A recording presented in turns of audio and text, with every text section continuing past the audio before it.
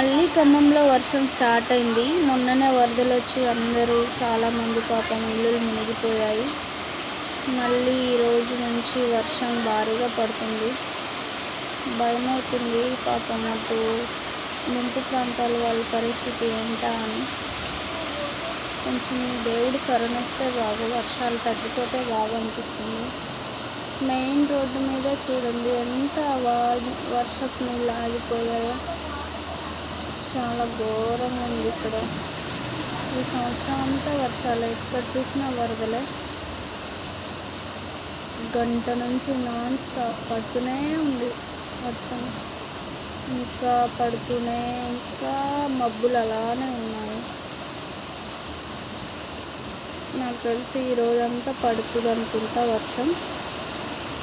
ఈరోజంతా పడితే మళ్ళీ వరదలు వస్తాయి అనిపిస్తుంది.